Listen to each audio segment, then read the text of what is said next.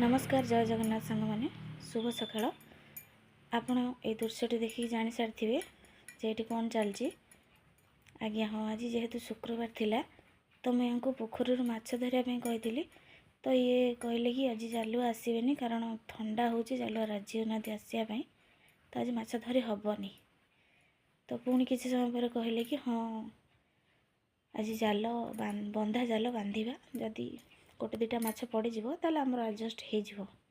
तो मो फार्म पिला सहित मिसिकी बाबू जाल को नहीं बांधार लगिले जाल बांधिला बेले भी मत कही आज जमा माछ पड़े कारण आज बहुत ठंडा हो थंडार माछ पड़ा भारी कष्ट।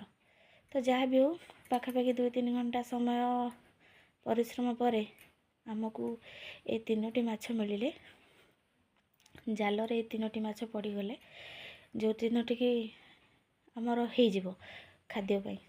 तो ये गोटे माछ मो फार्म पिला रखिला आ 2टी माछ आम घर को आसला जहाँ भी माछ खाଇବା इच्छाटा तो पूरा होगला आज धरारे किंतु मो पर बहुत बिगिड़े कहले एत थंडारे माछ धरवा कथा केबे भी कहबुनु खास करके फसा जाल कारण फसा जाल माछ धर कहले पानी रे हाथ बुड़ाई पड़ो बहुत कष्ट। जो ठंडा पाग तो हूँ आप देखिए जो कुहुड़ी काकर पड़ुची एबे पानी अवस्था जहाँ भी थी आप जानी आपण आड़े आज शुक्रवार रे कौन कौन आमिष होती कमेंट निश्चित जनइबे।